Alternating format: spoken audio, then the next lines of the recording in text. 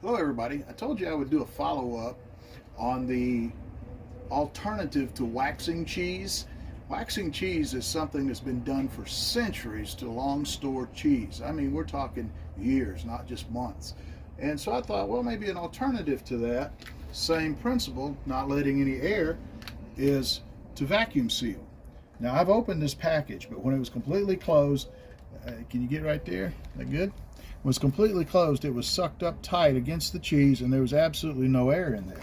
So first of all, this one has been first test, second test, third test would have been February. We're up to 4 months now. So aside from the embossing of the vacuum sealing, I see absolutely nothing on this cheese. No mold, no funky growing stuff. And you would have thought 4 months under the bed, because that's where it was stored, would make some difference. Oh yeah, it's just exactly like when I put it in there. So we'll seal it up and check it again in 6 months. So today, I am confident that this is working out pretty good. Y'all excuse me, I got to make a little jump here. You try to prepare everything before you start filming, and inevitably, I can't say that word today, inevitably, there will be something you forget.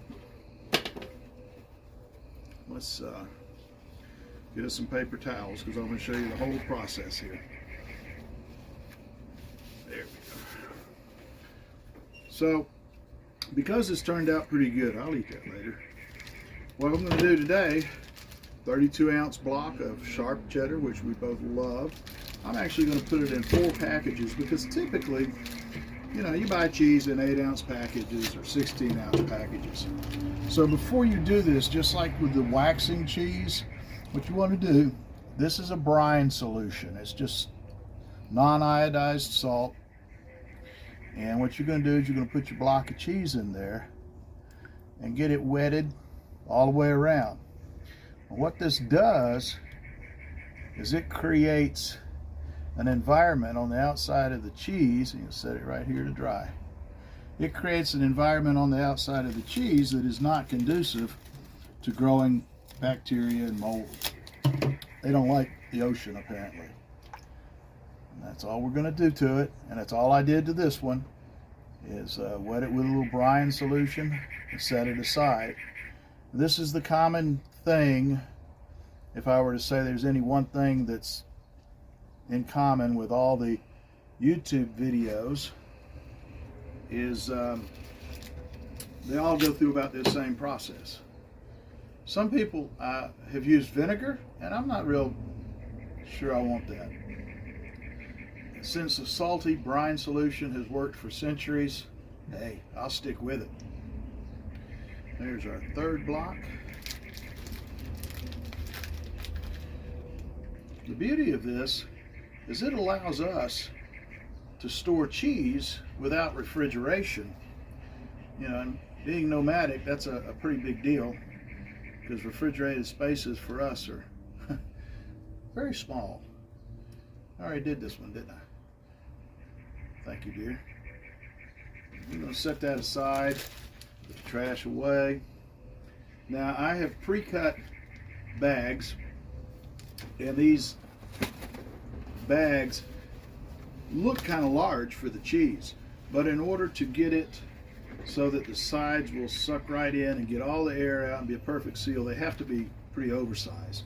And the way I look at it, bag plastic by the roll is a lot cheaper than cheese, so if I waste a little plastic here, I'm not too worried about it. And yes, we're filming in the Arizona desert, so if you see me swatting away flies, don't be alarmed. Just going to pat it dry a little bit. I think what I'll do is lay this over those. Discourage the flies. And just going to slide the big block into the middle of this oversized bag.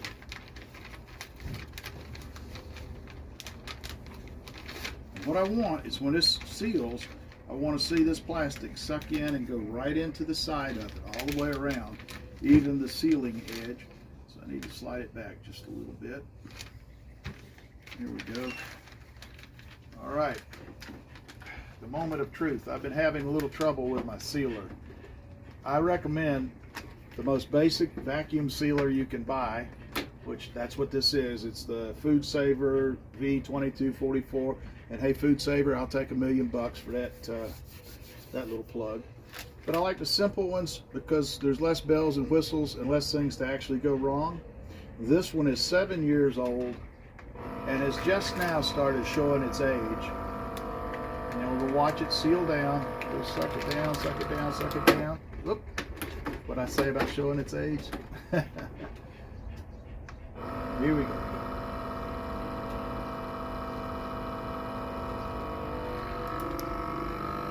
We'll let it just draw it right on down to where there's no air in there. And we're going in the phase of sealing it now.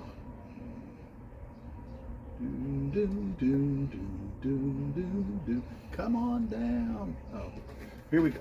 Now, get real close on that. You see the plastic is sealed right up to it. There's virtually no air in there.